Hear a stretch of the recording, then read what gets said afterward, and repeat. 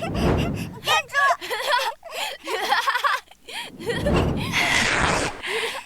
别跑！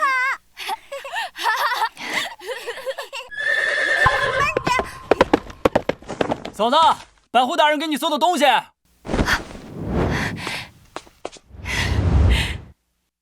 有劳信使了。谢二陈二，你们的爹爹来信了。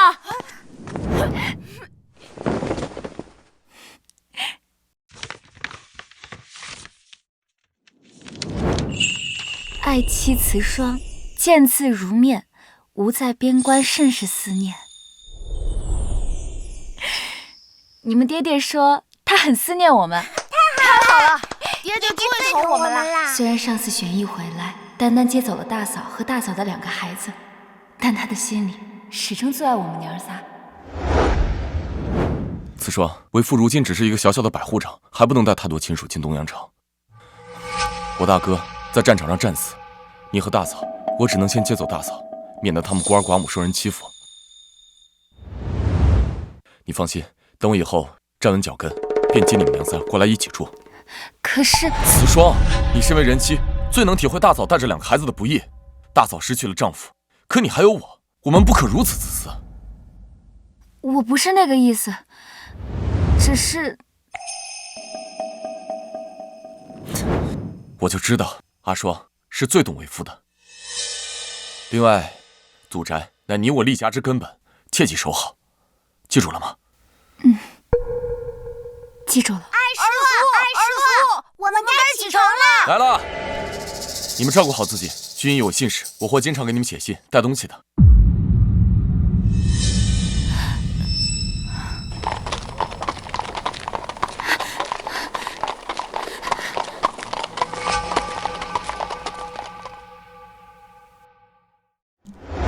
对了，响姨。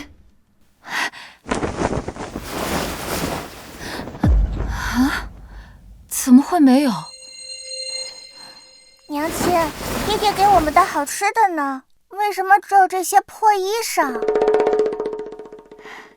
许氏边关最近战事吃紧，爹爹顾不上。我们要学会自己照顾自己，别让爹爹担心。好的，娘亲。走，进去。之后的2年，楚玄逸每月都会寄来书信，但我们再也没收到过1文钱。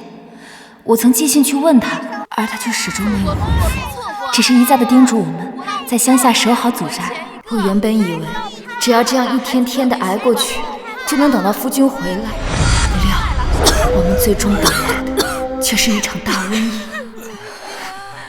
没事吧，老婆子？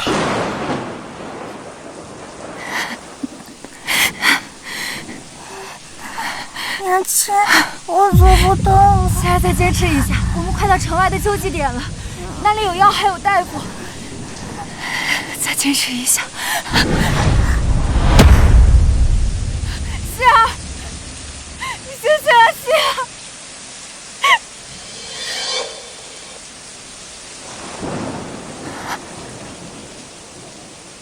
楚玄逸，夫君，快救救我们的孩子！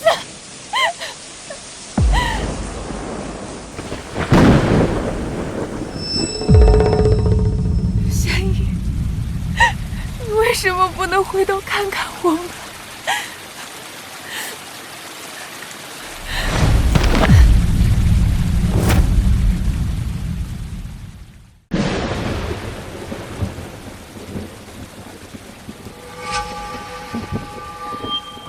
夫君，你在这儿太好了。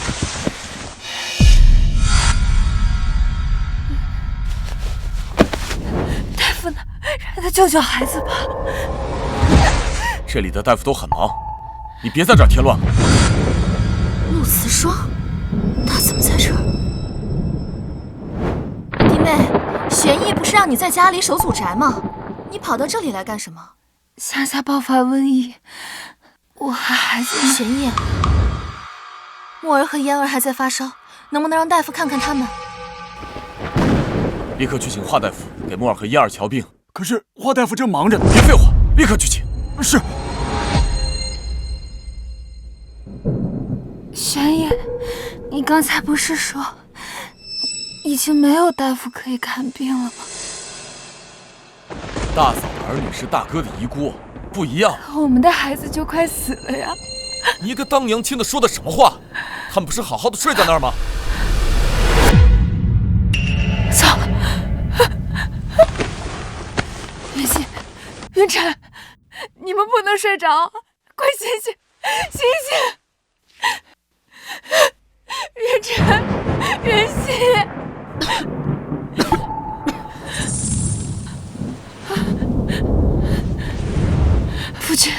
夫君，你先让大夫给我们看看孩子好不好？孩子染上了疫症，他真的病得很重，我求你了。够了，咳嗽几声而已，有什么严重的？大嫂的孩子还在发烧呢，让他们在这儿等等，又怎么了？要是再胡闹，就把你们送回去。夫君，娘亲。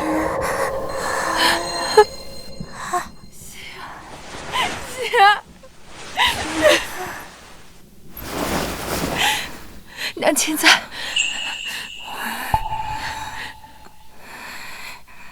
晨儿，娘在呢，娘亲抱着你们。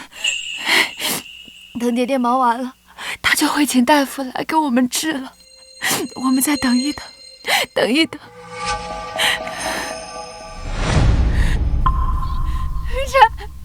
晨儿，你醒醒！娘亲。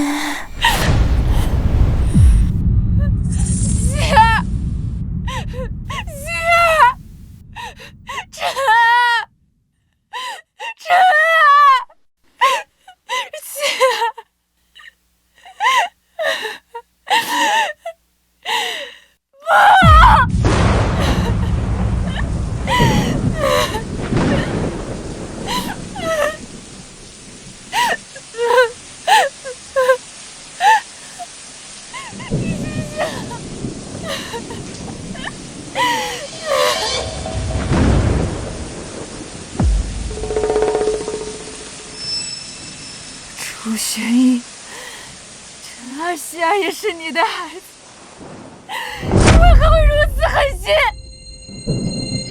哎呀，这两个孩子竟然真的死了！墨儿和嫣儿只是感染了风寒而已，早知道就让大夫先来给他们看。梦瑶，你还我孩子的命！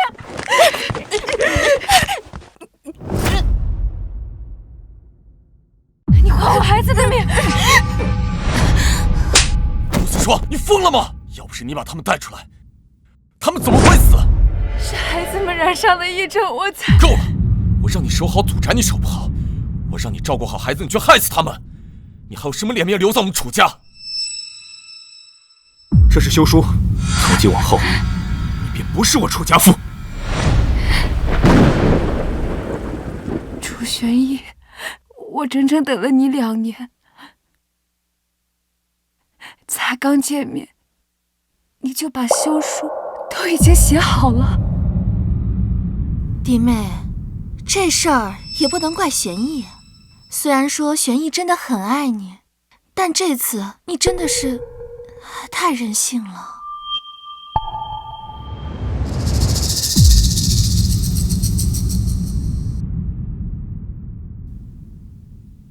我明白了，其实你跟大嫂早都已经好上了。陆慈霜，少拿你那龌龊的心思去揣度别人。孩子，我会找人葬了，以后你就好自为之吧。大嫂，我们走。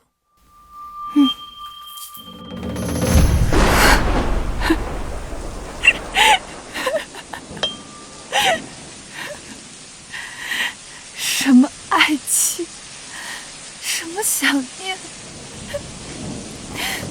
楚玄逸，原来你一直都在骗我，我却蠢到了相信你的鬼话，我不甘心，不甘心！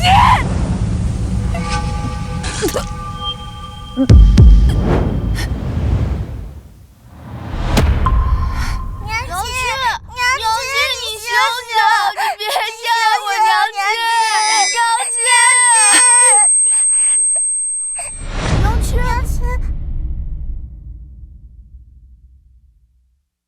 我这是重生了。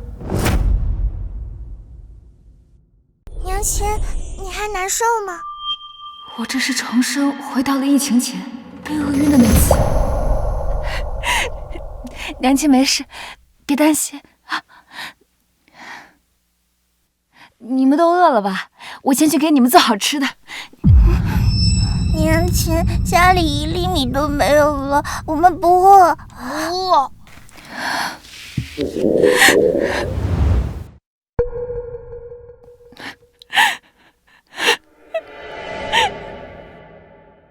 这辈子，娘亲再不会让你们受冻挨饿，再不会让你们病到无药可医。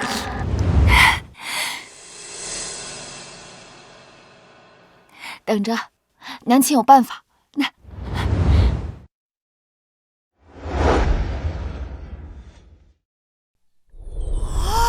烧鸡！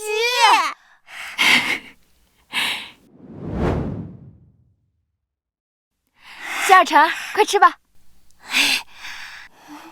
娘亲，你也吃。好。娘亲，你哪来的钱买烧鸡？是爹爹终于想起我们，给我们饗银了吗？他哪想得起我们？娘亲把这祖宅卖了，如今疫情未至，祖宅还能卖个好价格，若再等上几日，就真是一文不值。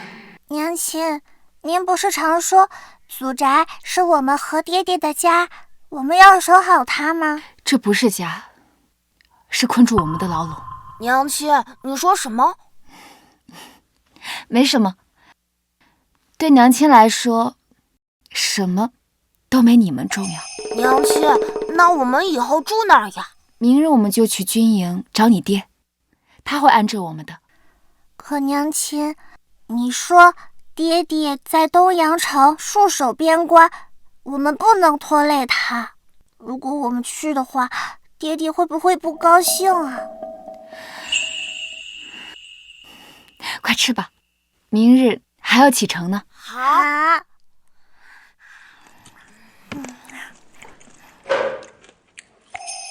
再过几天，瘟疫就会蔓延到楚家庄。如今只有先去找楚玄义，才能让孩子们活下去。东阳城必须去。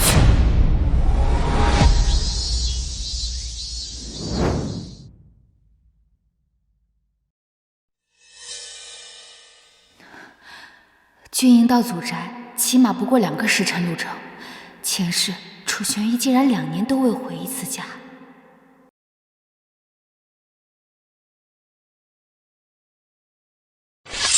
站住！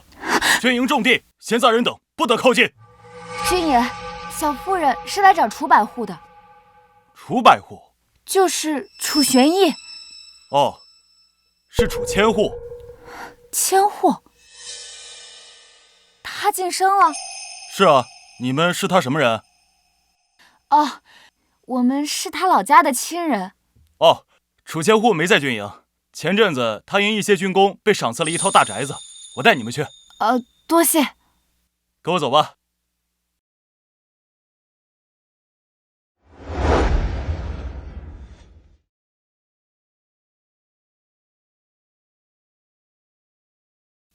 楚玄义，你明明已经晋升，有大宅可住，却任由我们在乡下自生自灭。这一次，我定要找你和你的好大嫂讨回公道。启禀千户大人、千户夫人，有客到访。这是谁来送贺礼啊？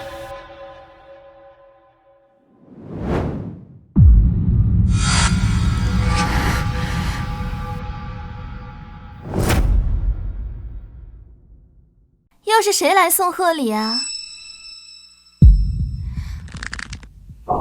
是何人在外面？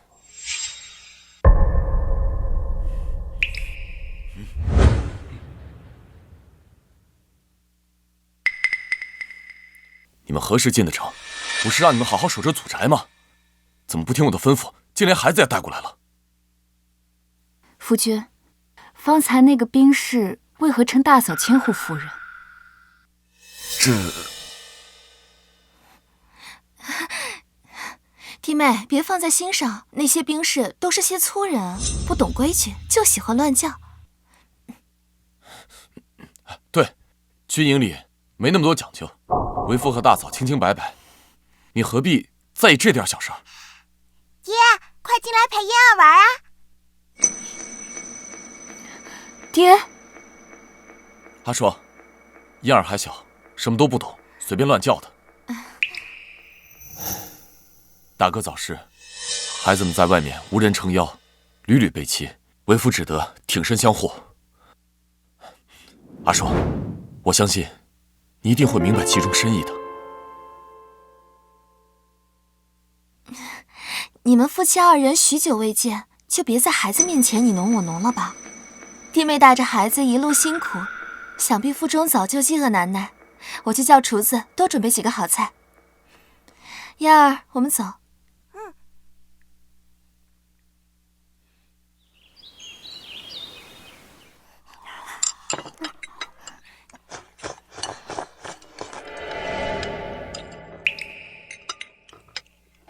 为了来找你，孩子们已经2天没好好吃东西了。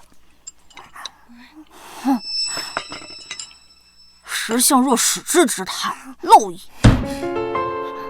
小小年纪竟敢口出恶语！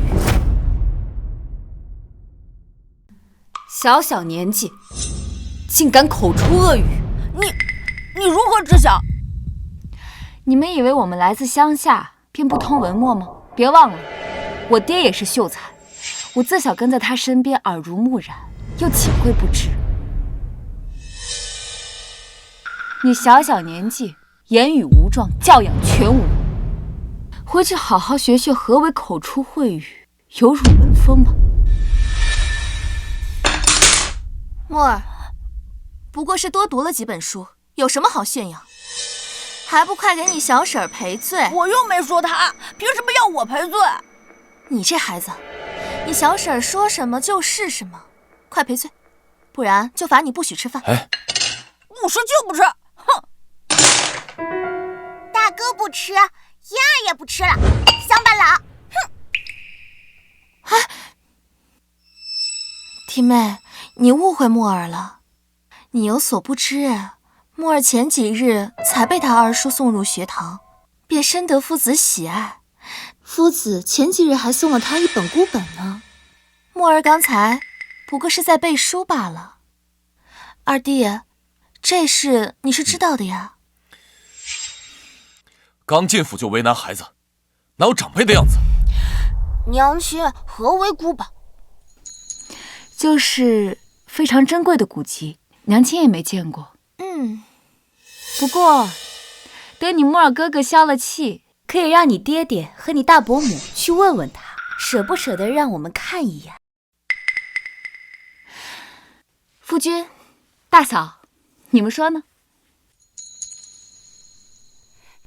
爹爹，木儿哥哥和嫣儿姐姐剩下的吃食，晨儿可以吃吗？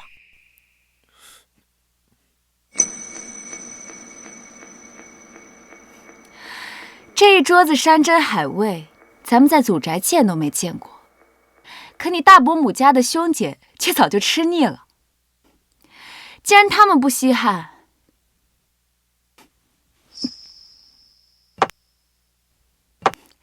晨儿、仙儿，你们吃吧。陆慈霜，你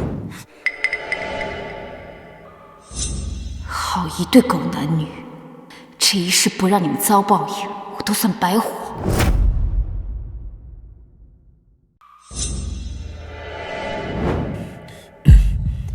阿双，不是你想的那样。刚才大嫂是怕我们再起争执，所以才……我知道你不会介意的。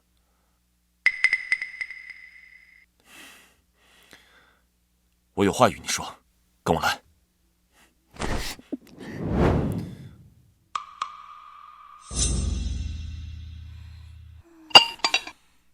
刚刚不是爱吃吗？全部给我吃完，一粒米也不许剩。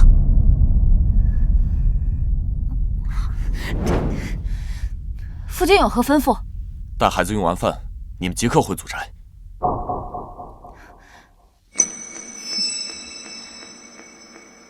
夫君在哪儿，阿双和孩儿便在哪儿。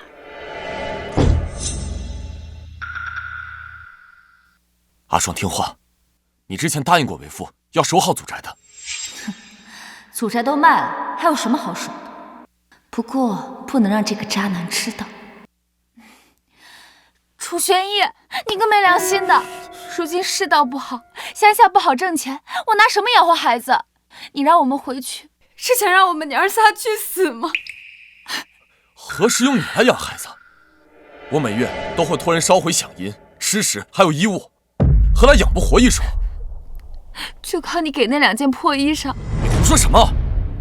我每月都会烧回1半的俸禄，还有大包的新衣和吃食，怎么会？难不成是大嫂？你等一下。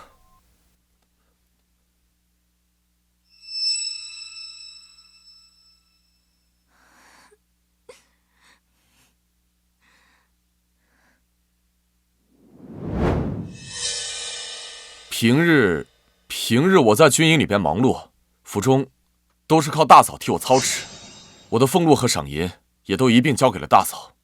府中事务杂乱，大嫂一时忘记，也是情有可原的。哼，怪不得楚玄逸对我们毫无愧疚之心，原来他一直以为我们娘仨都是靠他的饷银过活。敢问夫君，何为一时忘记？2年了，也算是一时，也算情有可原。阿双，2年未见，你竟变得如此刻薄。这几年，府中上下都是由大嫂替我辛苦操持。城中之事与乡下不同，这各府之间的迎来送往，还有同僚之间的相互走动，哪一样不需要银子？再加上这府内还有2个幼子需要精心抚养，大嫂她不得不费心筹谋。这府内府外的事都压在她一个内宅妇人身上，难免有照顾不到的地方，你就不能体谅一下吗？夫君让我如何体谅？大嫂的孩子需要精心照顾，那你我的孩子就是路边的野草，可以随意让人践踏吗？大哥战死后，明明给了一大笔抚恤金，若是家中缺少银钱，那大嫂自可以拿这笔钱去照顾孩子。你怎么如此蛮不讲理？那赏银是我大哥用命为妻儿博来的，你竟敢算计！2年了，身为你明媒正娶的妻子，你有多少饷银我从不知道。如今我只不过问了一句，你便如此训斥我。楚玄逸，你将我跟孩子置于何地？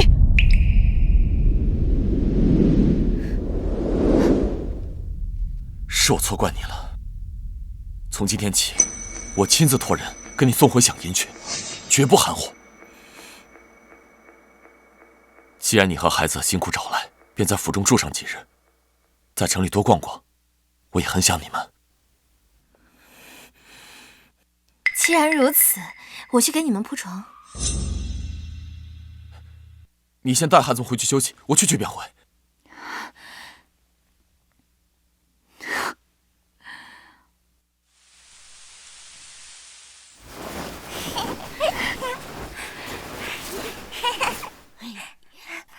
娘亲，这被褥软软的，好舒服。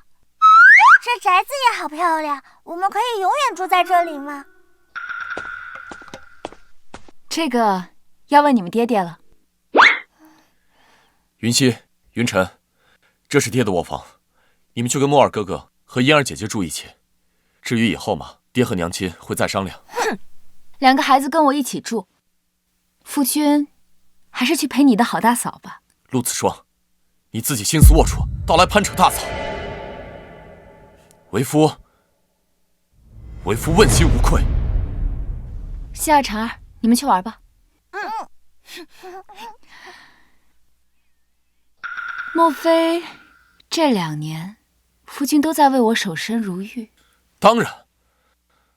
2年来，我每月1封书信，信里道尽了对你的相思之情，难道这还不够吗？哼，楚玄逸，你赚的饷银，你所受的赏赐，甚至你这个人，不都给了你的好大嫂了吗？你还有脸问我够不够？这么多年，你一边跟大嫂暧昧不清，一边给我写信倾诉相思之苦。你愿意沉浸在自己编织的谎言中，我可不愿意。好，既然你不相信，我做给你看。你干什么？放开我！阿爽，你就不要再拈酸吃醋了。我现在就向你证明我的真心。放开，楚玄逸，放开，放开！是燕儿的声音。燕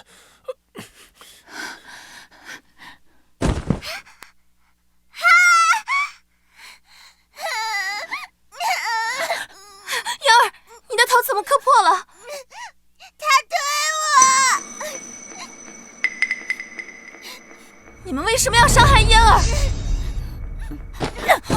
小杂种，叫你推小爷的妹妹！楚玄逸，你说你自己的亲生骨肉是杂种吗？娘亲，晨儿没有推他，是他自己被石头绊倒，才磕破头的。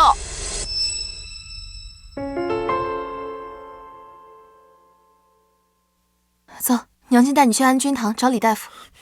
我送你们去吧。管好你的人吧，我们走。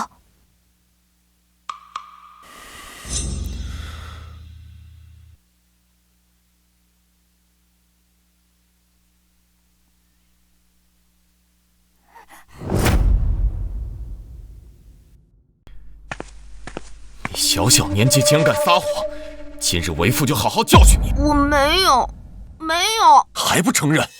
那便让你也尝尝被推倒的滋味。晨儿，你没事吧？楚玄逸，你在做什么？你连自己的孩儿的话都不相信，你没资格做他的父亲。既如此，便带着他们滚回祖宅。你在赶我们走？对，我要你们马上滚回去。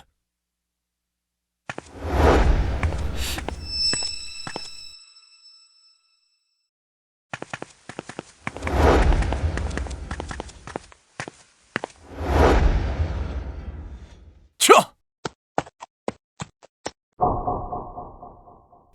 娘亲，都怪我惹爹爹生气了，你带晨儿去跟燕儿姐姐道歉吧，这样爹爹就不会赶我们走了。晨儿不哭，不管我们再怎么努力，你爹爹心里都没有我们。晨儿，不必委屈自己。娘亲，您要带我们回乡下吗？不，我要带你们去安君堂。楚玄逸想甩掉我们，可没那么容易。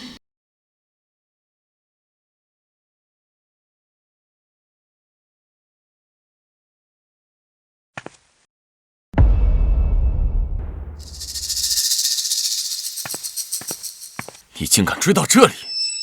带着孩子快走，不许惊动旁人。弟妹，还好二弟来得及时，燕儿并无大碍，你还是听二弟的话，快回祖宅去吧。这里如此多的僵尸，我既然来了，自然不会便宜了你们。大嫂，我为父亲守护祖宅，养育孩子，吃尽了苦头。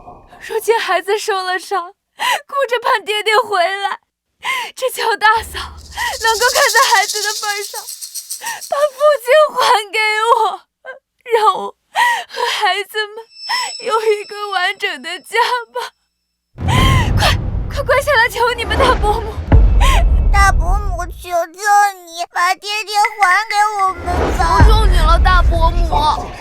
陆慈霜，你要干什么？我要你们身败名裂，把前世欠我的都还给我！大嫂，求你把父亲还给我吧！父亲，我知道你为了大嫂的孩子，把我们的晨儿弄伤，不是你的本意。只要你愿意留下我们，这件事情我们都不会在意的。那不是楚千户和他夫人柳氏吗？下跪的女子是何人呢？他刚刚好像叫楚千户夫君，还说什么大嫂。难不成楚千户的夫人另有其人？他和柳氏是对野鸳鸯？真是不知羞耻啊！陆慈霜，你竟敢在此胡闹！赶紧带着孩子走。阿双，只要你听话，为父定不会亏待你们的。你不为自己着想，也要想想希儿和陈儿。父亲，阿双知道错了，我再也不敢和大嫂争了。阿双这就带着孩子滚回乡下。娘亲，我们不要回乡下，不要！我们要爹爹，我们要爹爹。哎呀，真是可怜难看。陆慈双，你闭嘴！娘亲，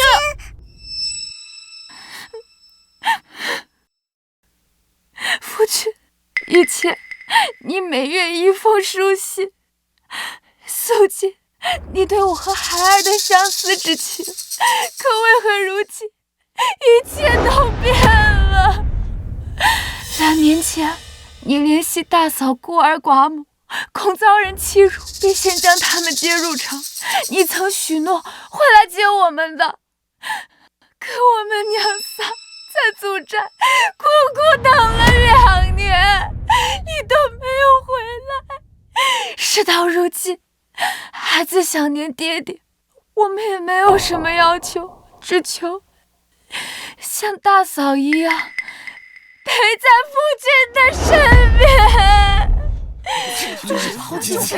听着小夫人所言，这柳氏竟是楚千户的大嫂。这种窝边草都敢吃，真是世风日下。姐姐，你莫要胡说，毁我清誉啊！哼，那你倒说说，你和楚千户到底是不是两口子？玄烨，你快说句话呀！父亲，倘若你跟大嫂真的容不下我，那我愿自己下逃。只求你不要抛弃我的2个孩儿，毕竟他们是你的亲生骨肉啊！希儿、陈儿，快给你们爹爹磕个头！爹爹，求求你了，就留我们下来吧。爹爹，我们会多干活，吃的也少，求求你不要赶我们走，只要能让我们留下，就算只能吃韩墨哥哥和海燕妹妹的剩饭都行。楚千户，这到底谁才是你的妻儿啊？就是，这么不明不白的，怎么回事？快说呀，到底怎么回事啊？诸位，莫要乱猜。柳氏她的确是我大嫂，她的一双儿女，也都是我大哥的孩子。果然是他的孩子啊！你们既然不是夫妻，那柳氏和他的孩子就没有资格在安君堂看病。是啊，安君堂可是指挥使大人给在座的将士和妻儿所设。楚千户，你要给大伙一个交代。对啊，就是让姐姐交代啊！可我的相公也是为国捐躯啊！对，我大哥5年前战死沙场，他临终前唯一放心不下的就是我大嫂和他的一双儿女。我对大哥发过誓，我要照顾他们一辈子，所以这才宁愿亏欠自己的妻儿，也要把大嫂他们留在身边。这么来说，柳氏竟还是遗孀，这倒也情有可原。这柳梦瑶的相公血洒疆场，若我是楚千户，也必会好好照顾他们。多谢各位的体谅，玄逸感激不尽。我和玄逸虽居于同一屋檐下，但我们都是分屋而居，我们坦坦荡荡，天地可见。楚玄逸，我们才是你的妻儿。前世，你若肯让安君堂的医师给希儿和陈儿看病，他们便不会丢了性命。这一世，你休想再故技重施。夫君，陈儿的胳膊和手都已经擦伤了，既然郡州对家眷有优待，那你能不能先让大夫给我们陈儿看看，免得落下了病根儿？大嫂，可否把问诊的机会让我们用一次？毕竟我才是玄逸的娘子啊！哎，郡州优待本就是给自己妻儿的，楚千户，你李代桃僵，可是违反了军纪。赵千户，此乃我家事，与你何干？哎，此言差矣。指挥使大人曾明言，安君堂乃军中资源，除了在我的将士和他们的妻儿，任何人不得随意占有。若人人都如你一样欺上瞒下，那弑君归为何物呀？你说的不错。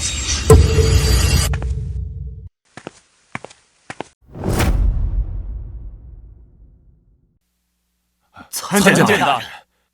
楚千户，你可知罪？大人，属下在家中与娘子拌了几句嘴，这才引出了一场误会。属下这就带他们离开。误会？我在旁听得一清二楚。楚玄义，你太让我失望了。你身为将领，不思如何以身作则，反视军纪于无物；你身为夫君，不思如何善待妻儿，反倒不顾人伦，抛弃邹康。大人明鉴，属下与大嫂从无越礼之处，属下也从未有过抛弃妻儿的想法。那旁人误会你时，你从不否认。属下楚玄义肆意妄为，藐视军规，罚俸半年以示警告。若再不思悔过，你这个千户的位置也该换个人了。是。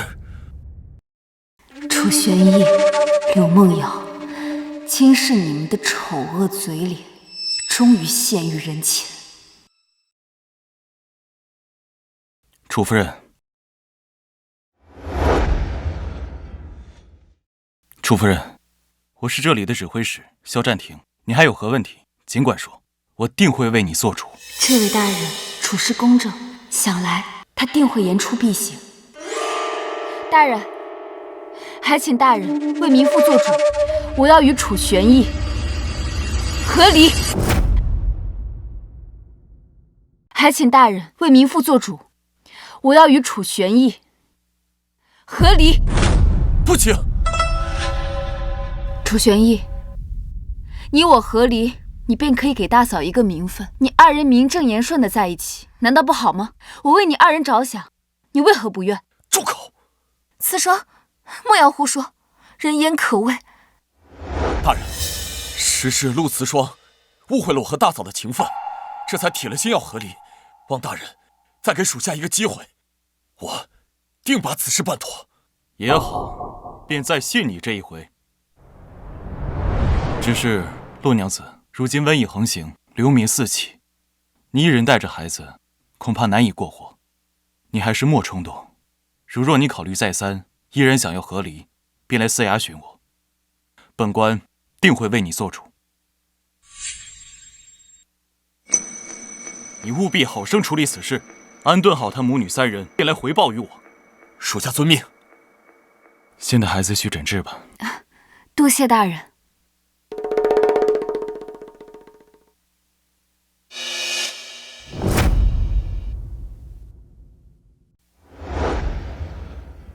陆慈霜，我再说一次，你别再胡乱猜忌我和大嫂。为夫向天起誓，我若与大嫂有半点不清不楚，我便怎么样？怎么不敢说下去了？你怕是也担心这誓言真印在自己身上吧？为夫没有，说就说。不必了，你仗着此处无人知晓你家中关系，便在这里和大嫂过上了日子，如此明显，还需要我胡乱猜忌吗？你的这颗心早就已经挂在大嫂身上了。你竟然怀疑我对你的真心？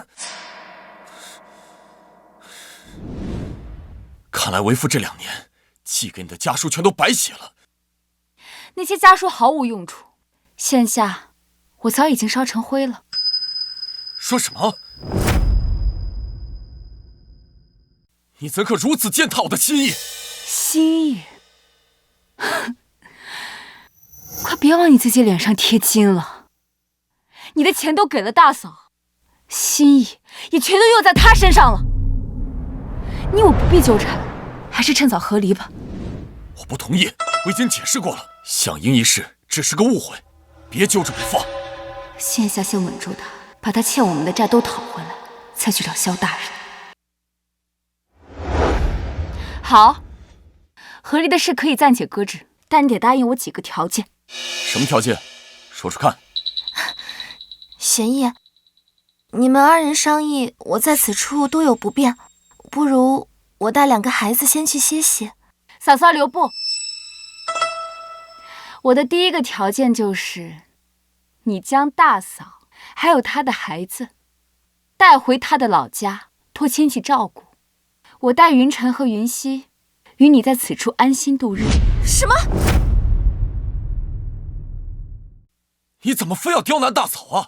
我若不帮上他，他们孤儿寡母岂不是要遭人拿捏？你就不能大度些吗？你担心大嫂被人拿捏？那你知不知道，这2年来实实在在被人欺辱的人是我？我独自带着2个孩儿在乡下住着，邻里乡亲的，哪个不是想踩我们几脚就踩我们几脚？村里谁人不知你的夫君是千户，怎敢欺辱你？你整整2年未曾踏进家门一步，如今谁还知晓我是个千户的娘子？若是你这2年能抽空回来看我们一眼，我跟孩子已不至于落得无米下锅，艰难度日。阿双，为父确实不知道你们过得如此困苦。为父起誓，日后定常回家探望你们母子。说了这么多，你还是想让我们母子回乡下，好腾出地儿让你和你的好大嫂过活。既是这般，那你为何不肯写下这和离书？阿双，为父这都是为你们辛苦谋算。你细想，如今这世道这么乱，你们往后靠什么糊口？反正这2年我也独自一人过来了，大不了继续挖野菜养他们。阿双，先前的事情是我对不起你，不过也不必如此赌气吧。阿双，先前的事情是我对不起你，不过也不必如此赌气吧。陆慈双，我记得祖宅东边的厢房里还锁着几个箱子，里面的东西拿去换钱，足够你们娘仨生活半年。怎么就沦落到要去挖野菜过活？陆慈双，想必你是在我面前装可怜吧？东厢房那几个箱子里只有几件旧衣裳而已，真正值钱的早就被有些人拿走了。大嫂和她的孩子们穿得光鲜亮丽，住在这舒适的大宅院儿，顿顿白米饭都吃腻了。我为了换点钱，拼命去挖野菜打苦工，可我们在乡下依旧穿得破破烂烂的，饿得面黄肌瘦。你却说我是在这装可怜，你到底还有没有良心？阿双，我早前真不知道你们苦成这样。你放宽心，我定会把欠你们的都补回来。好啊，你打算如何弥补？这样吧，你带着孩子们先回祖宅好生过活，往后每个月的利钱和饷银，为父准保按月烧给你。往后我定常告假回家看望你们，绝不让人再拿捏你们。现如今我又怎么会相信？你想要弥补，那现下把银钱都给我吧。陆思双，你竟然敢去安居堂故意闹事，又是诉苦又是闹可怜的，原来是为了讨要银钱。我当你是多爱他。嫂嫂，你生活富足，视钱财如粪土一般，但我不同，一文铜钱我都得掰成8瓣来花。既然如此，那你可愿将我夫君的钱财都还给我？玄逸，府上开销大，这个月已经没有结余的现银了。府上确实困难，要不再换个条件？银钱也不愿给，和离书也不肯写。我看你们这是欺负我一人无依无靠，臣下想要逼死我们娘仨。既然如此，那咱们谁也别想好过。我现在就去军营外找个人多的地方自尽，看看你这千户的位置还能不能坐得住。云晨、云溪，我们走。慢着，你万不可寻短见，你不就是要银钱吗？好，我这就取给你。府上还有多少银钱，全都拿过来吧。玄逸，去取吧。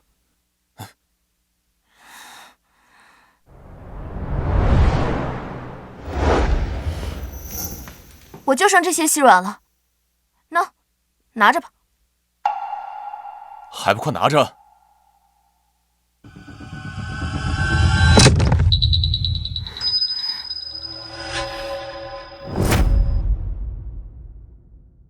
这里只有3只不值钱的银钗，而在乡下连典当的地方都没有。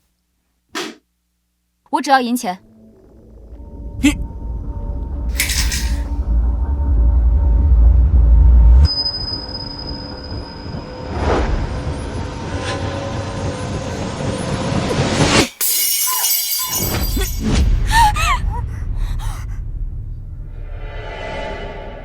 没有银钱，我们迟早都得饿死。倒不如现在就去大街上抹了脖子，一了百了，好让街坊邻里都来瞧瞧，楚千户是如何为了自家嫂嫂，将娘子和亲生骨肉活活逼死的。够了，不就是银钱吗？我亲自去取。玄烨，玄烨，陆慈霜，你真是好手段！自然是比不上嫂嫂的。得了别人的夫君，还能不落人话柄？陆慈霜，府里的银钱全数都在这儿了，再也没有了。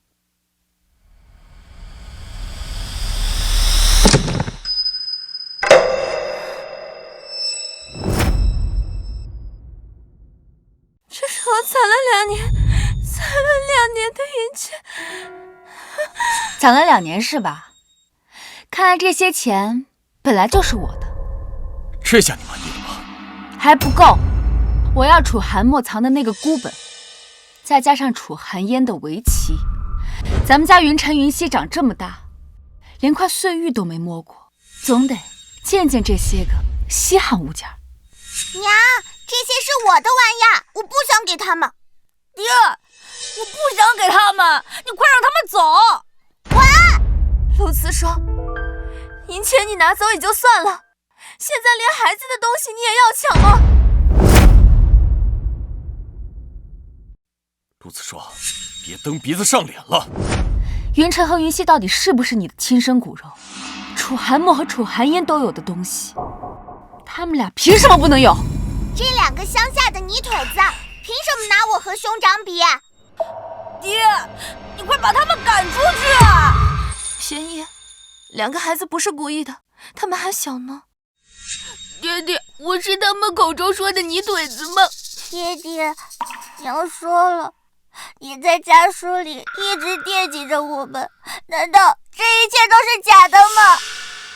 大嫂，你把书和围棋都给他们吧。好了，别闹了，别闹了。等我下个月发了饷银和利钱，再寻更好的给你，好不好？好，我给你拿就是了。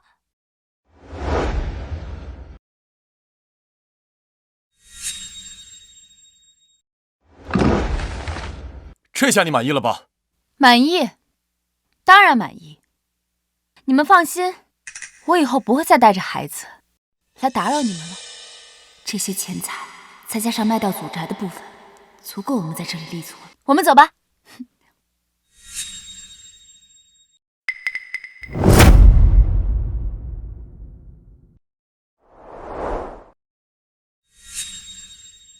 他今日主动来找你和离，你为何迟迟不同意？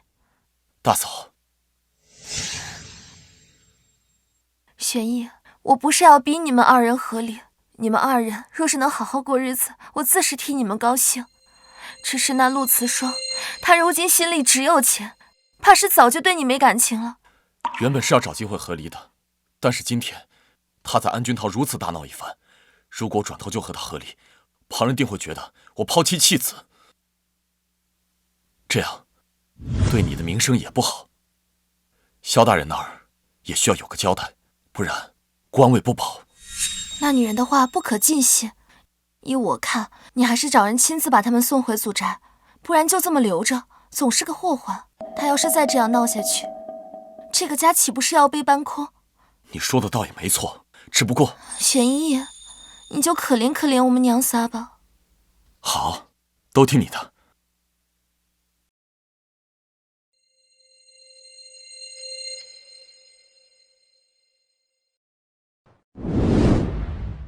从楚玄义那儿拿的钱，加上卖祖宅的钱，这才让我们娘仨有了安身立命的地方。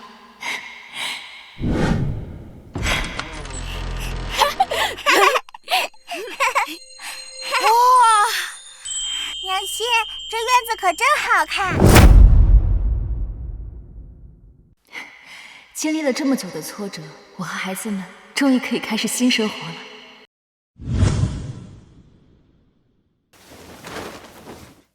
大人，我还是要和离。你可想好了？是。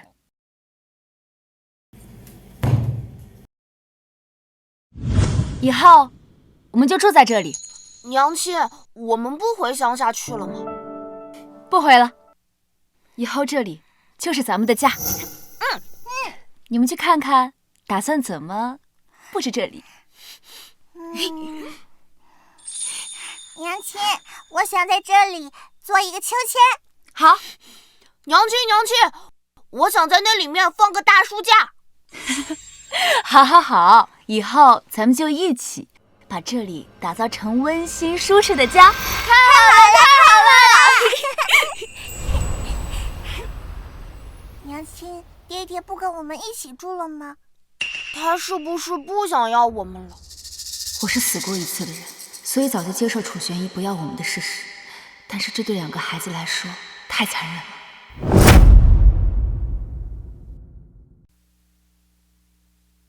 爹爹有了自己的新家，以后就不跟我们生活在一块儿了。但是你们不要难过，有娘亲在，娘亲定会护好你们的。好了，肚子饿了吧？走，娘亲带你们去集市上吃好吃的。好耶！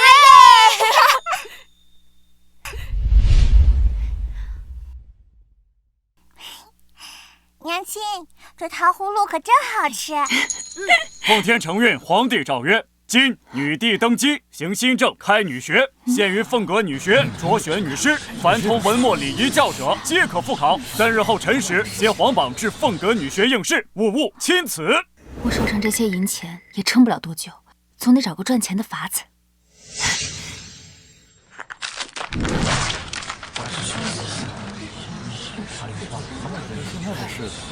谁都可以。哎呀，走，回家。谁家的千金呀？接宝这么贵气？哎呦，这就走了。一定要娶个女婿，带着晨儿和希儿过上好日子。能行。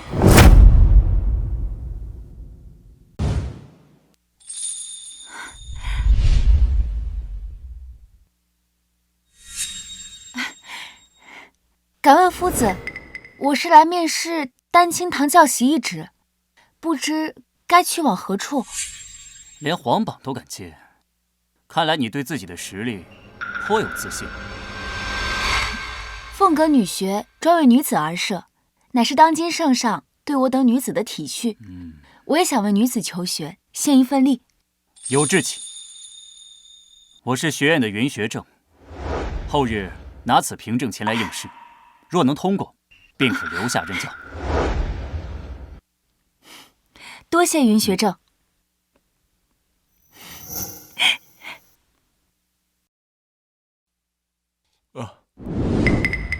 陆慈霜，他怎么会在这儿？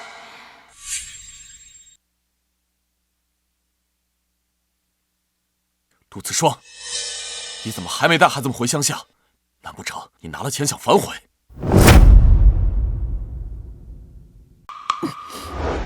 乡下爆发了瘟疫，大家都在想方设法挤进城里。楚玄义，你现在让我们回去，是想让我们去死吗？我没这个意思。就算乡下回不去，你们在郊外寻一处安身之所，我给你们的钱足够在这里生活。楚玄义，你我已经和离了，你凭什么还要掌控我？谁说我们和离了？你抛妻弃子，根据律法，我有权利要求强制和离。若是不信，你就去问萧大人。就算和离又能怎样？我是你最深爱的夫君，你舍得离开我吗？楚玄义，你于我而言，就像那茅坑里的臭石头，我闻着味觉得恶心。你城里不比乡下，陆子霜，等你银钱用完之时，可别跪地来求我。你永远等不到那一日。看见了吗？若是我能通过丹青阁的应试，便可以留在凤阁女学，我自己就可以养活我自己和2个孩子。什么？你一个绣娘，竟然敢说自己会画画，就不怕别人笑掉大牙呀？你自己孤陋寡闻，还敢嘲笑别人？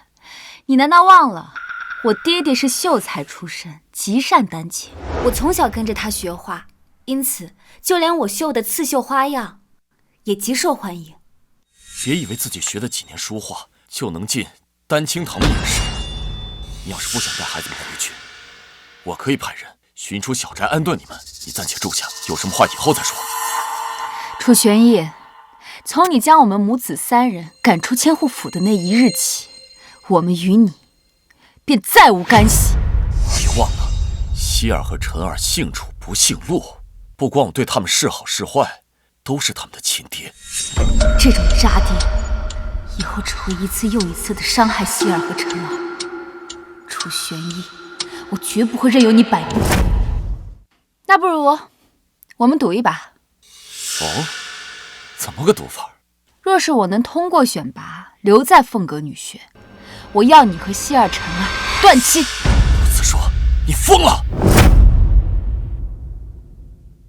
你疯了你！怎么，你不敢啊？说你进不了，那我便如你所愿返乡，此生再不踏进这东阳城。看来他想用断亲来逼我退让。哼，不过又是他欲擒故纵的把戏罢了。好，我答应你，你可别反悔。绝不会。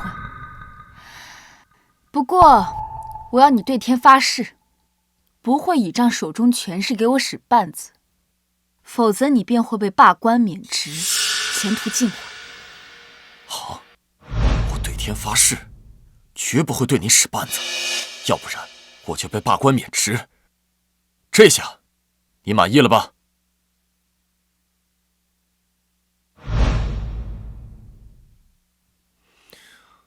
去，告诉丹青堂的江夫子，他女儿若是想在后日的应试中胜出，务必提防一个叫陆慈霜的女人。是。陆慈霜，我可没有违背誓言，只不过是提醒你的对手小心一些。哼，且让我看看你的本事。花鸟画技法乃是丹青的重要技能之一。今日的考题便是在遗嘱箱内画一幅粉色并蒂莲。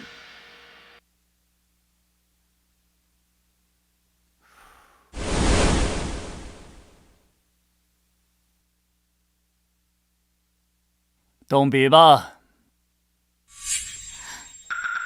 夫子，我的颜料匣里没有朱砂红。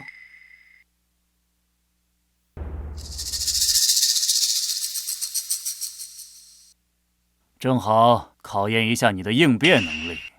若无红色，如何画出粉色的花？画不出来就回去吧。想必楚大人定会不计前嫌。可是夫子，够了，莫要影响旁人，否则即刻逐出考场。他定与楚玄义相识。楚玄义，你个王八蛋！没想到还是摆了我一道。但是那个任人摆布的陆慈霜已经死了，今生我的命我自己说了算。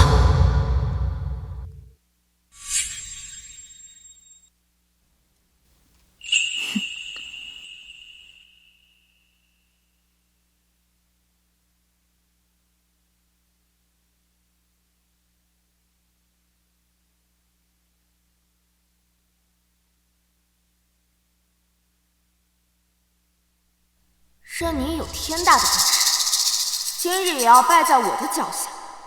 丹青教习一职，只能是我的。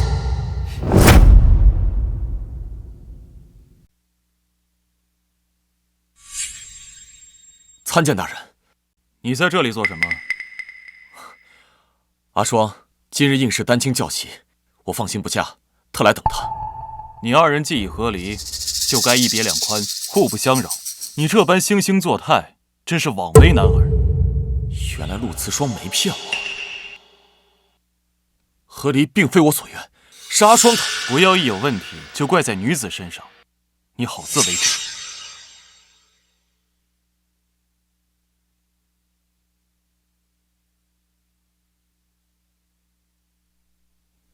停笔。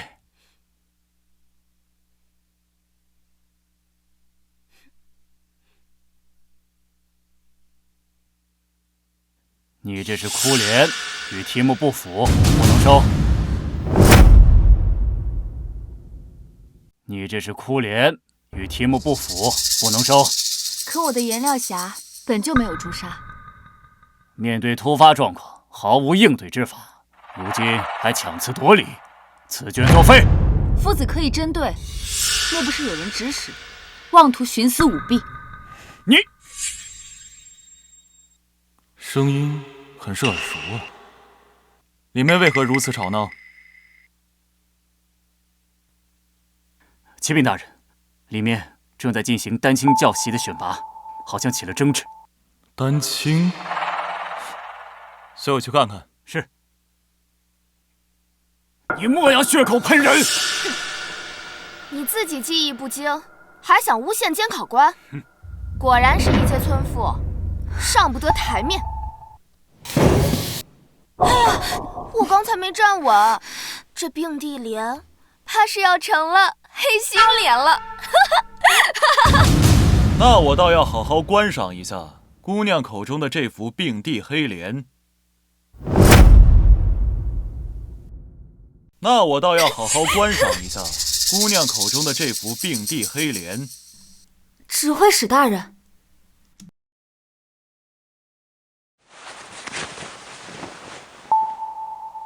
水润墨色，好似莲花沾着露水，莲瓣透出淡淡粉灰色，这是加了绿白二色。正是，大人好眼力。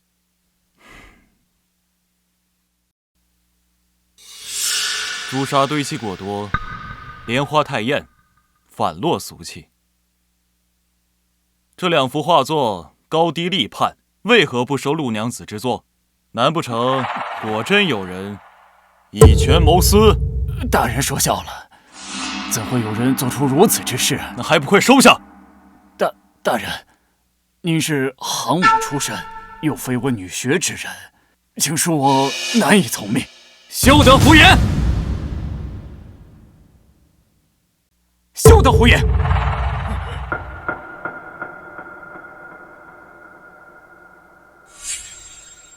凤阁女学能如此顺利开设，还要多亏萧大人的慷慨解囊。如今，他已被聘为我们女学的名誉院长。哼！大人自幼随名家学习丹青，眼光独到，画工好坏他一眼便知，岂容你如此看轻？江夫子处事不公，暂且停职，回家闭门思过。是。哼！大人，都怪我教导不严。这些画作，我会亲自交由主审夫子公平审核，还望大人见谅。无妨，选拔人才万不可暗箱操作，务必公正。是。大人留步！大人留步！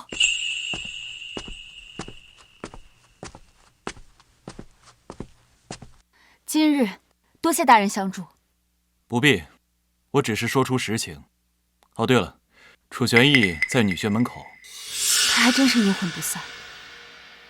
今日之事，想必就是他找人故意给我使绊子，妄图毁掉我的画作。如此小肚鸡肠之人，你可得小心。多谢提醒。不过，你已跟他和离，他为何这么做？还不是嫌我碍眼，想让我们回乡下。我没有顺他的意，便和他定下赌约。若是我能顺利入选教习，他便同意和我的2个孩子断亲。想来，他是舍不得这父亲的名分。陆娘子可真是勇气可嘉。不过，楚玄义在军中颇有能力，他日立功，或可再次晋升。与他和离断亲，你不后悔吗？不会。世间最可靠的唯有自己，更何况如今陛下提倡女学，让女子们有更多选择，我也要为了我和孩子拼出一条出路。大人，该回司衙了。若楚玄义再为难你，便可到司衙寻我。多谢大人。楚玄义，我在大人心中帮你种下一根刺，这份回礼希望你喜欢。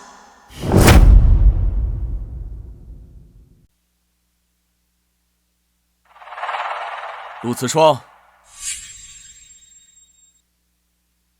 你认命吧。女学不是你该来的地方。你就这么笃定我会失败？丹青堂的江夫子技艺精湛，他女儿尽得真传。据说这丹青教习之位早已内定了他，对外选拔不过是走个过场。你在这里毫无根基，还敢与他争锋？乖乖听话，我现在就安排马车送你回乡下。半个时辰后，选拔便会有结果。你如此自信，多等一会儿又何妨？没那个必要，你必定落败。你怎知我会失败？莫非是你让江夫子在我的颜料中动了手脚？你有几斤几两，我还不知，用得着我动手吗？忘了告诉你，江夫子已被停职，你的期望或许会落空。废话少说，我已经派人去接孩子了，跟我走，我现在送你回去。你放手！你放手！放手！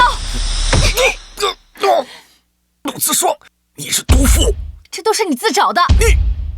这位娘子便是陆慈霜吧？我们又见面了。见过云学正。陆家娘子技艺颇佳，恭喜你已经通过了丹青选拔。这不可能，不可能！女学3位德高望重的主审夫子一致通过，指挥使萧大人也赞赏有加。你敢质疑他们的眼光？快随我一同进去。过了礼仪测试，这丹青教习一职便是你的了。可我对这城中礼仪并不熟悉。不必担心，会有专门的夫子做示范，你专心照做便是。是。陆慈霜，就你这一身香烟之气，还妄想登大雅之堂，别做梦了！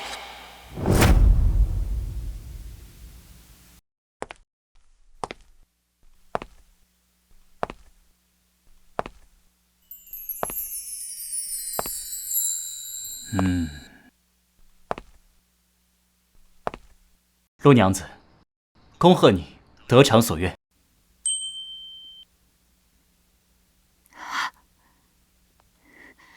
明日辰时来女学报到，莫要迟到。是。好，对了，咱们凤阁女学为学院的夫子和军营将士的孩子特设了一个同学堂，若家中有3至6岁的孩童，皆可带过来，提前跟着夫子开蒙。3日后你上职，便可将孩子们一同带过来。多谢云学正提点。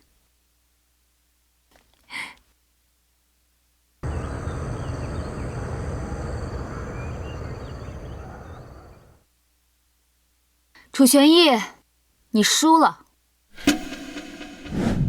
断亲书我刚刚已经写好了，还望你信守承诺，跟我一起去找指挥使大人签字备案。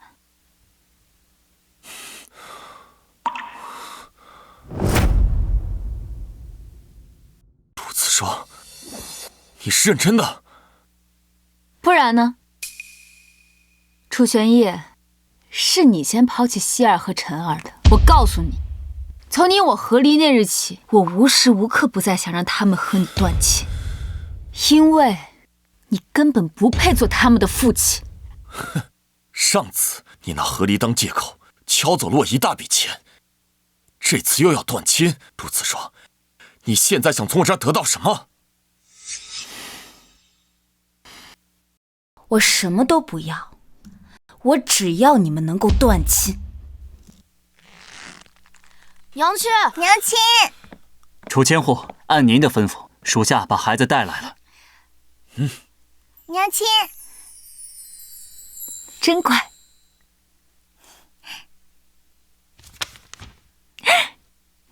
娘亲现在已经是凤阁女学的夫子了，以后娘亲就可以用自己赚的月银来养你们。娘亲好棒，娘亲好厉害！陆慈霜，就凭你挣那点钱，能干什么？一个和离的女人，再加上2个与父亲断亲的孩子，以后你们出门都被人指指点点，被人随意欺辱，你就不怕吗？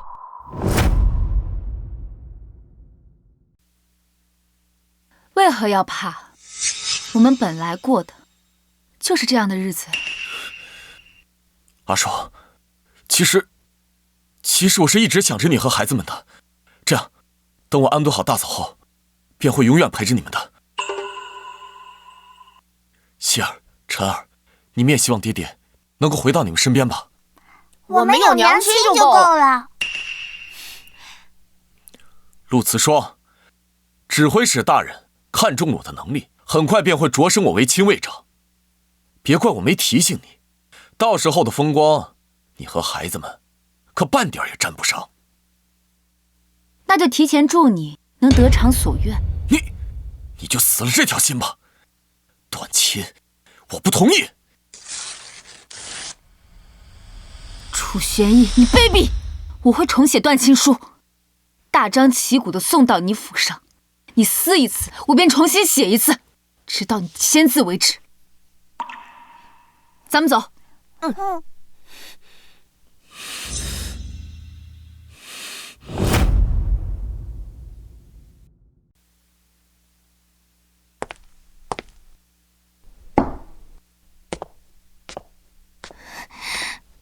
玄义，怎么回来这么晚？也不派人传个话，害我等了你那么久。来，给我吧，快坐下歇会儿。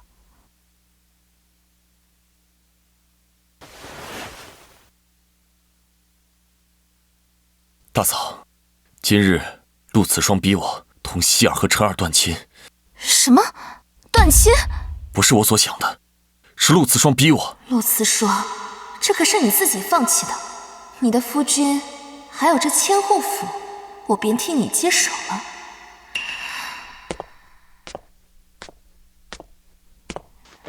你是被逼无奈，旁人不会说什么的。可我不想断亲。男人都一个德行，得不到的才是最好的。哼！哎，弟妹年轻，不知深浅，不如我再去替你跟她解释解释。有什么好解释的？日后后悔的是她，不是我。这样，我去叫厨房备几道小菜，再备上一壶你最爱的梨花白，咱们去凉亭，一醉解千愁。我就知道，不管发生什么事，大嫂都会陪在我身边。我听说在凤阁女学有一个同学堂，但凡将士家中的幼童都可以前去开蒙。那陆慈霜如今心里完全没有你，云溪和云晨也被他教养的眼里完全没有你这个爹。不如想办法让嫣儿顶了这个位置。嫣儿虽不是你亲生，可她却是最亲你的。明日我就托人将此事办妥。从今天起，楚家子嗣只有木儿和嫣儿，军中的任何优待只有他们能享受。走，我陪你去凉亭散散心。走。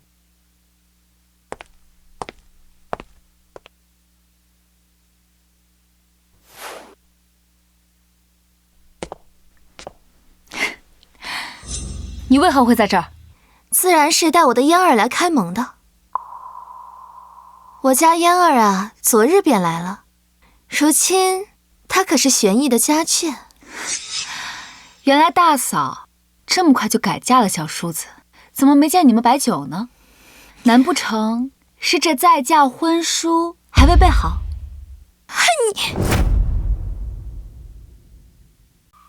你说，若是我带着你们这对渣男贱女去指挥使大人面前问一问，楚玄逸为侄女再犯军规，该如何处置？你觉得他监护的位置还能不能坐得住？你说我家嫣儿上学不合规矩，那你呢？我家嫣儿好歹还是楚家子嗣，而你和玄逸已经和离，还整日吵着要他们父子断亲，你有什么脸面把你家孩子带到同学堂来？我的孩子能进同学堂，那是因为我是这里的女夫子。凡是在女学任职的夫子，家中若是有3至6岁的孩童，亦享有进同学堂的优待。这不可能！我无意迁怒于孩子，你们也不要一直挑衅。毕竟破坏规矩的人不是我。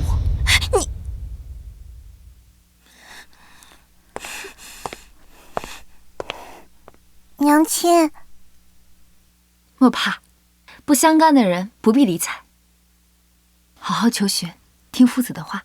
都听娘亲的。去吧。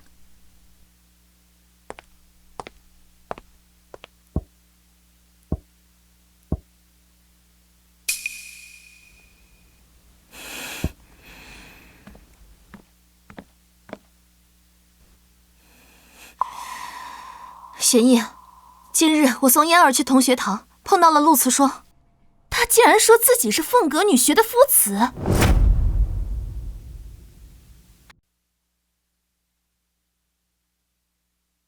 没错，3日前，她通过女学的选拔，当上了丹青堂的夫子。她不过是个乡下女子，凭什么能胜过这城中的丹青高手？谁让女学的云学正对她的画技很是欣赏，就连指挥使大人也对她赞赏有加。这指挥使大人为何总是替陆慈霜说话？听闻指挥使大人的夫人去世多年，难不成他们2个之间有什么见不得人的关系？休要胡言！若是被有心之人听去，传到大人耳中，我前途当尽毁。我知晓了。自打你给了他一大笔钱之后，这家里的日子就捉襟见肘。那陆慈霜都能进女学当夫子，我理应更能胜任才是。你想想办法，让我也进女学任职。一来可以照看嫣儿，免得她受人欺负；二来也可以多赚些银钱，替你减轻负担，好不好嘛？大嫂，进女学当夫子，只有通过选拔这一条路。再说了，之前为了让嫣儿进女学，我已经冒了很大的风险。你有所不知，指挥使大人身边的亲卫长即将调往其他城池，大人本主意我接任，谁曾想，我因和离一事闹得沸沸扬扬。如今，赵显荣那厮也盯着这个位置，他在暗中抓了我的把柄。我听同僚说，最近凤阁女学正在招厨娘，你若真想进去，那倒是可以一试。厨娘？那什么，哎呀，你也知道，自打我生完嫣儿以后，身体就一直不大好，厨房那么繁重的活，我哪里做得来啊？那你便在家好好带嫣儿和墨儿，银钱的事一切由我，我还有些军务要处理，先去书房了。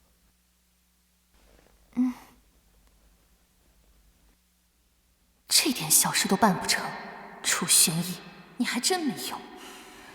看来我可不能一条道走到黑，是时候找一条后路了。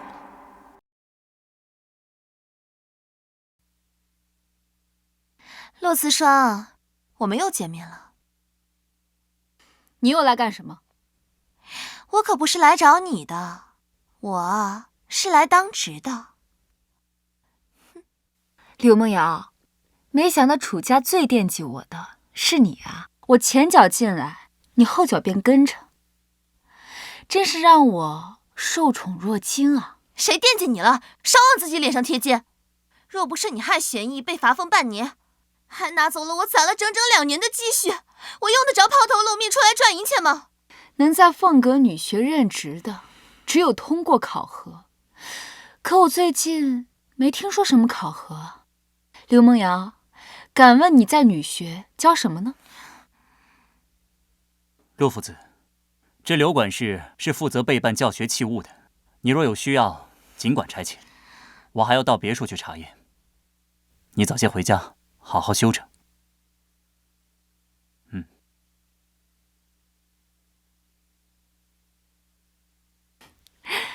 原来你是跑到这里做管家呀？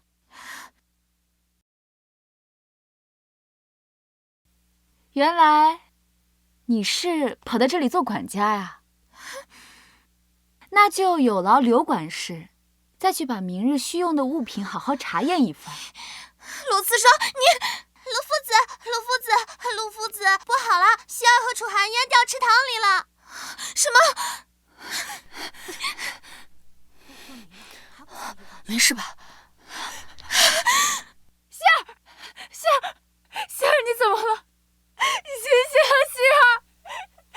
儿，燕儿，没事吧？没事吧？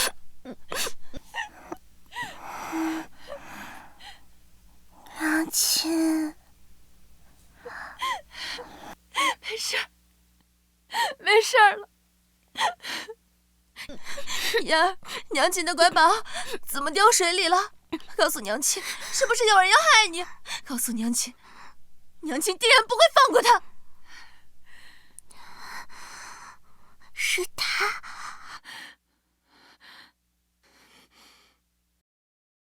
是他害的我。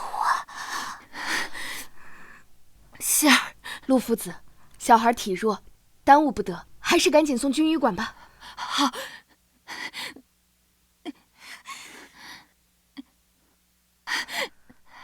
陆慈霜，你女儿将我家嫣儿推进水里，这件事情你必须给我个解释。救人要紧，有什么账过后再算。不行，这件事情不说清楚，谁也不许走。说是我家希儿因为你耽误就职，我定要你血债血偿。滚！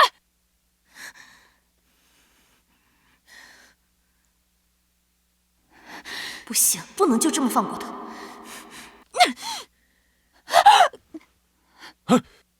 小心！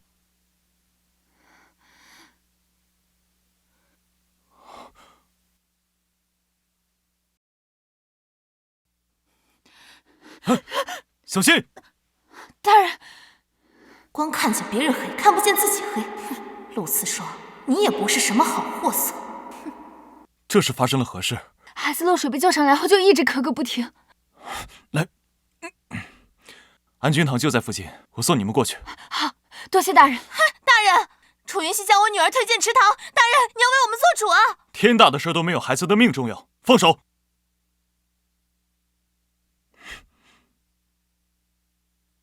大人，等等我们！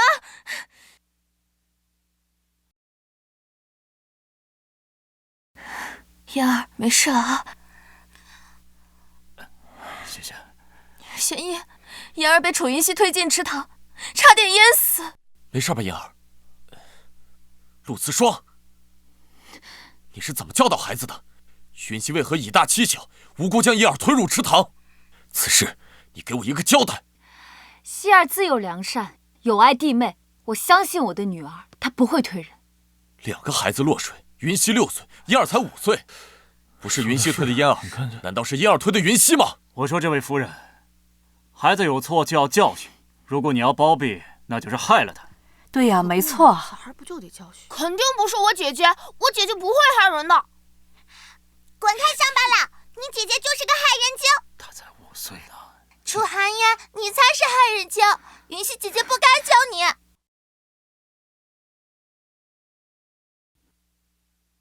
婉月，可否再说清楚些？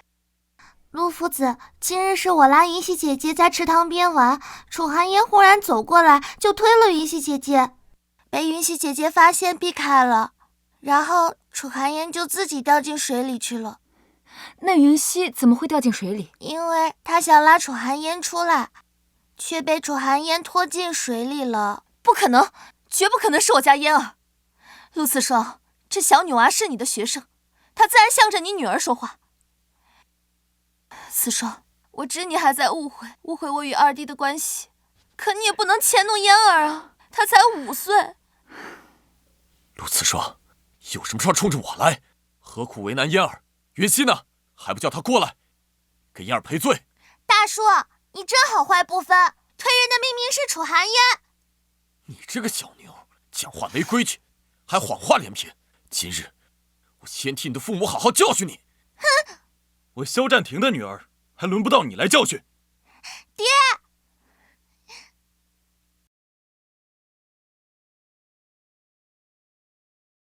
我的女儿轮不到你来教训。大人，我不知道她是您的女儿，多有冒犯，还请大人恕罪。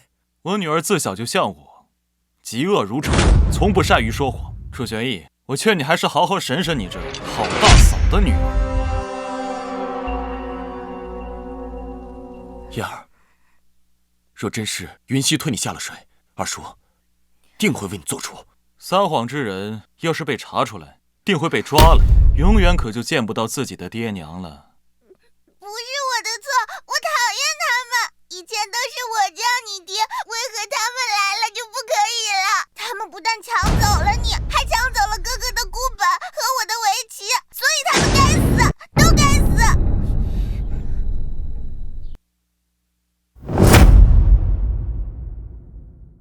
楚玄义，听清楚了吗？今日要你们给我一个交代。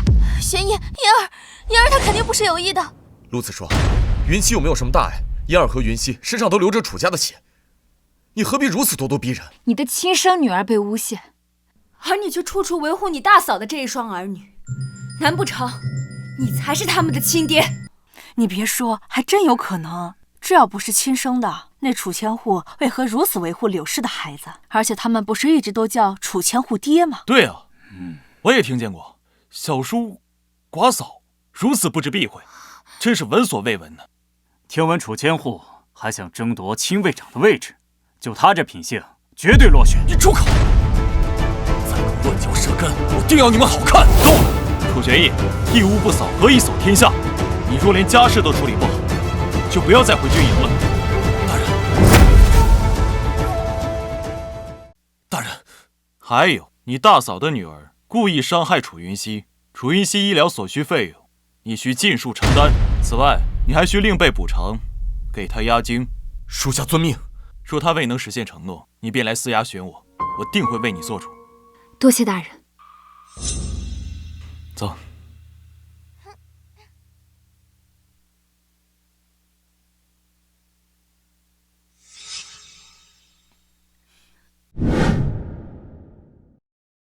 姐姐，那个人从来都没有相信过我们，我恨他。姐姐，求你别再睡了，姐姐，你快醒醒，姐姐。晨儿不哭，姐姐很快就醒了，娘亲会一直陪着你们的。阿叔，云学正说嫣儿德行有亏，责令他主动辞学，否则将公开除名。你是女学的夫子，又深得云学正信赖，快去帮着求求情吧。快去帮着求求情吧，走。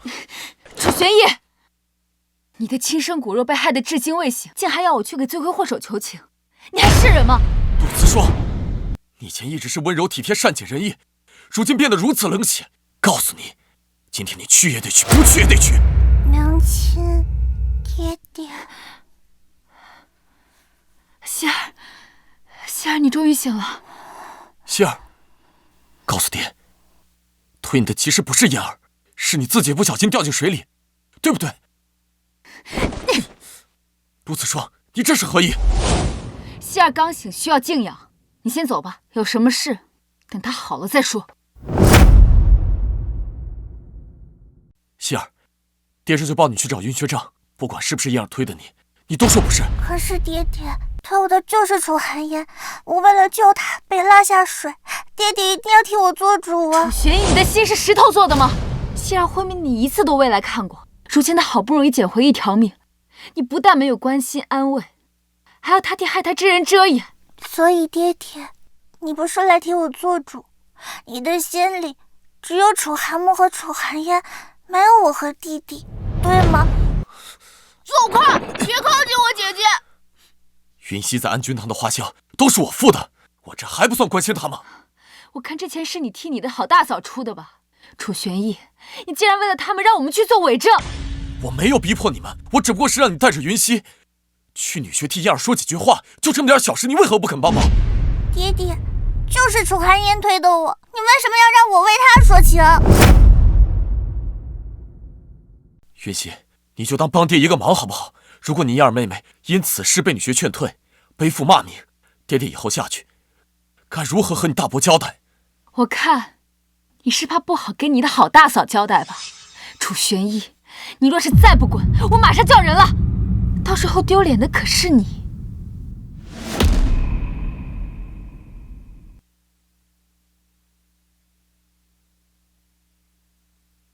那爹先走了，过几日再来看你们。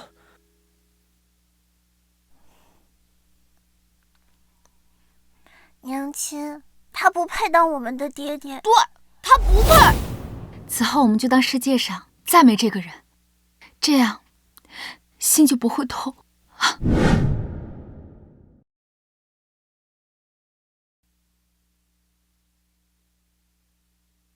如何？陆子双可答应了？阿双不肯，希儿刚醒，身体极弱，等好些，有时间再说。那怎么行？妍儿已经伤心的饭都吃不下了，再这样下去，身体会吃不消的。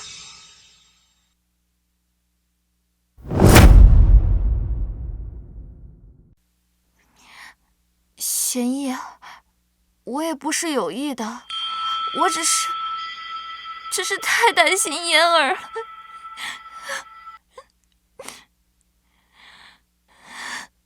玄逸，你为了妍儿的事已经忙碌一整天了，饭菜已经做好了，孩子们已经在等了，我们走吧。好。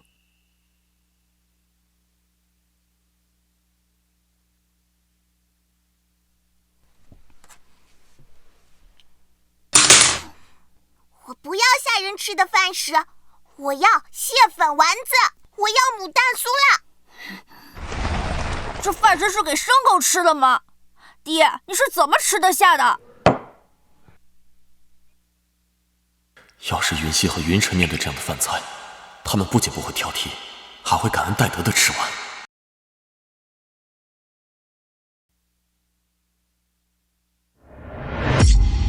木儿、嫣儿，莫要没规矩，若是不好好吃饭，就罚你们等会儿不许吃冰了。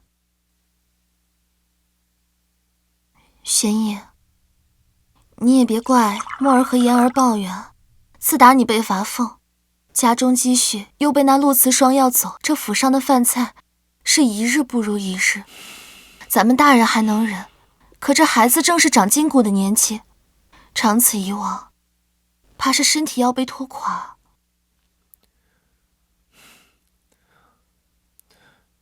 近日诸事繁杂，苦了你们了。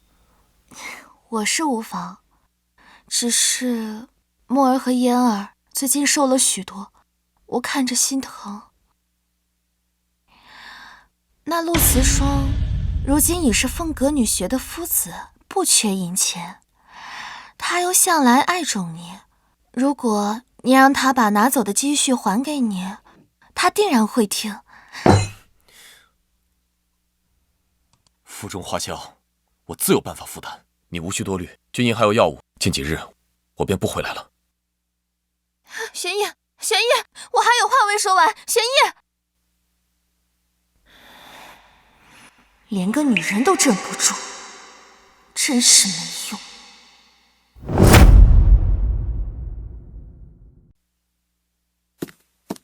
阿双，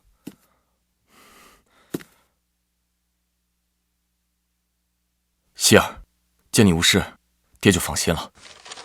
这是爹在东阳城最好的糕点铺子买的吃食，排了1个时辰才买到，拿去和晨儿一起吃。希儿和晨儿需要何物，自有我这当娘亲的给，你不必在此惺惺作态。说吧，你又有何目的？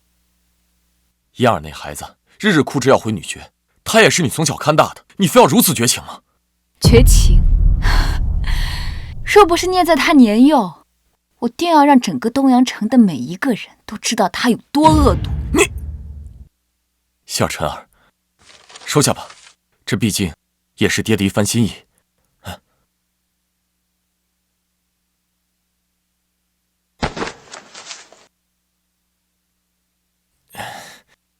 你们喜欢，爹下次再给你们买。只愿你们莫要再怪罪燕儿了。管好你楚家的孩子，否则我新账旧账一起算。管好你楚家的孩子，否则我新账旧账一起算。走。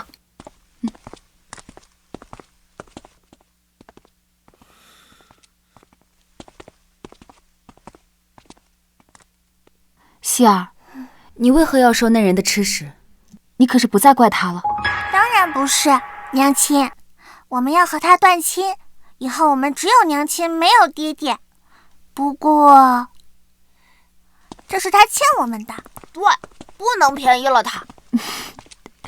你们两个鬼灵精。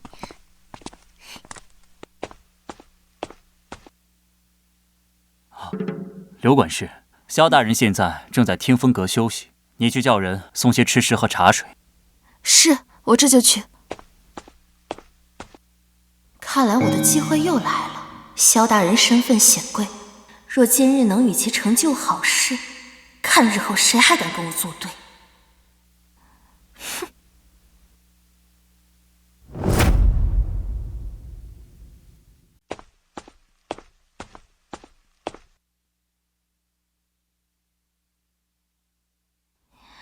大人，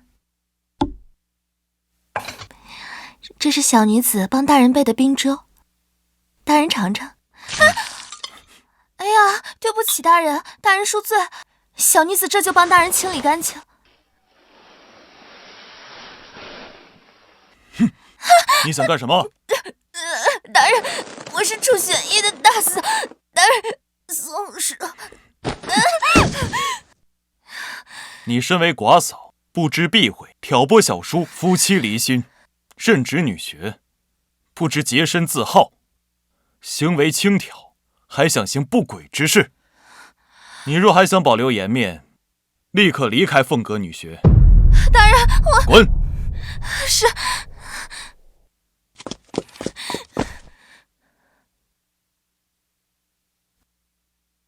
我过得不顺心，你也别想好过。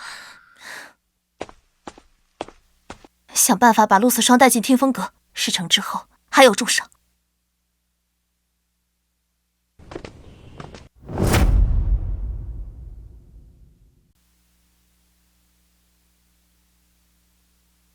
陆夫子，云学正在等你，你快些进去吧。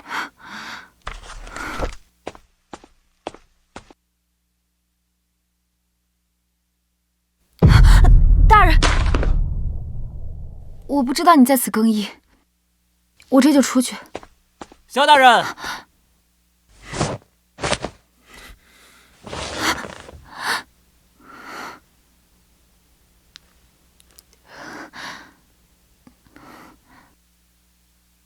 我正在更衣，学正等我一会儿。好，那我一会儿再来。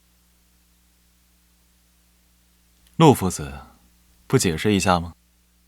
大人，若我说我是被听风阁的仆人骗进来的，你可会相信？我信。陆夫子的为人，萧母还是知道的。多谢大人信任。你刚来之前，楚玄义的大嫂曾来过这里，言语轻浮，被我一怒之下逐出女学。这个人心思不正，你一定要小心。多谢大人提醒。不过，陆夫子刚才也确有冒犯之处，你说我该不该罚你，逐出女学。啊，大人，不用了吧？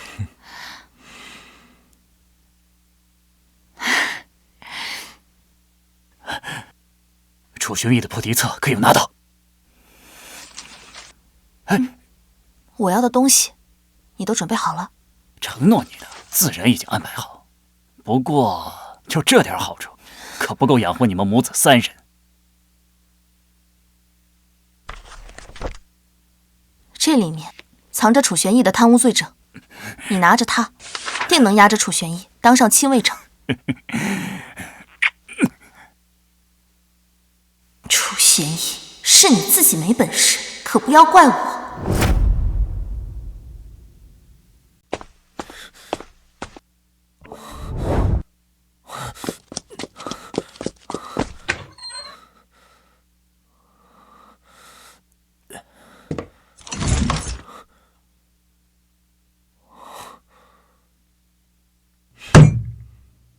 你的破敌册被盗走，竟毫不知情，私吞饷银，更是罪无可恕。自今日起，革除你千户之职。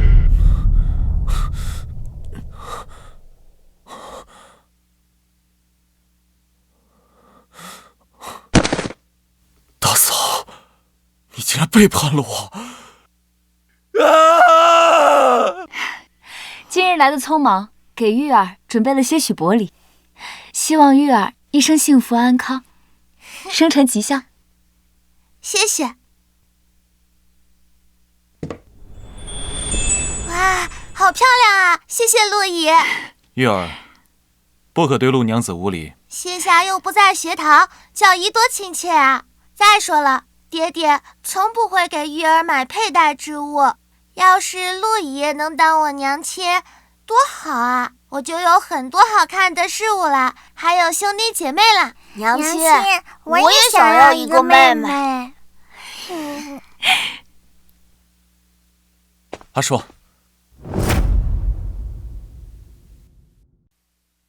楚玄义，你怎么来了？我申请了去西部边城戍边，可以带家眷。这次我们一家4口再不分开了。你以为你现在回过头来找我们，我跟孩子就会原谅你吗？真的太天真了。阿硕，这次出征，不知何时才能回来，也不知还能不能回来。你为什么就不能再给我一次机会？你早干什么去了？现在柳梦瑶不要你了，知道来找我们了。晚了。云溪，云晨，爹爹想……爹爹，你赶紧走吧。就是爹爹，快出发吧，别误了时辰。既如此，那我不便勉强。这是你要的断亲书，我已经签好字，收着吧。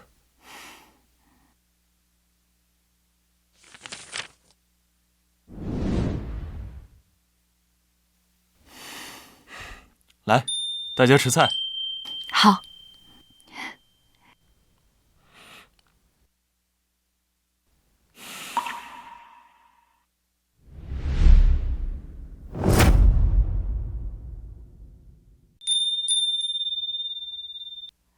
哎呦，这排场可真大大呀！大喜的日子，听说是萧大人成亲呢，新娘子也不知道是谁家的算是一段良缘啊！这般有福气，真好看啊！这萧大人好福气啊！听说新娘子容貌倾城，还温柔可人呢。好些事儿你不知道，这新娘子以前是楚千户的夫人，结果楚千户与自家大嫂暗通款曲，新娘子闹得安君堂，这才跟萧大人结了缘。听说那个楚千户早就不是什么千户了，他被降级成普通兵士，去了西部战场，还不听指挥，最后被驱逐出军营，现在不知道在哪儿混日子呢。这可不就是恶有恶报了吗？哎，走吧。不行，我已经一无所有了，你别想甩掉我！去你的！都怪你这个臭婊子，乱嚼口舌，引导我贪污，害我丢了官职。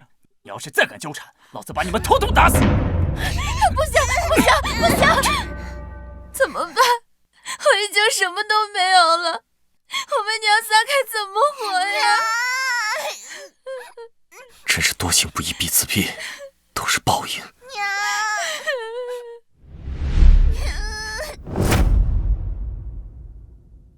哎，你干什么你？哪家乞丐居然敢自行摸进我家院门？胆子不小，给我滚！什么你家院门？这分明是我楚家祖宅，何止成你们家了？哼，楚家祖宅，你给我睁眼睛看清楚，这里早就不是楚家了。1年之前，楚家的夫人就把这房子卖给我了，赶紧给我滚！哎，这不是楚家那个千户吗？怎能落得如此田地啊？哎呀，小声些！他对自家妻儿不管不顾那么多年，现在落得这般下场，也是自找的。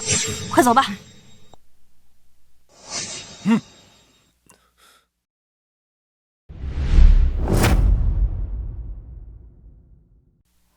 去！看看啊，2文1只，上好的蔬菜啊！娘亲，那个人好可怜啊，我们要不要给他一个铜板？谢谢娘亲。谢谢。谢谢娘亲。谢谢娘亲。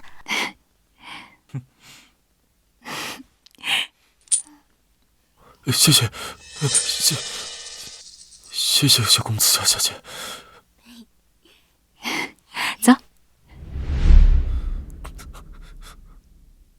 云溪。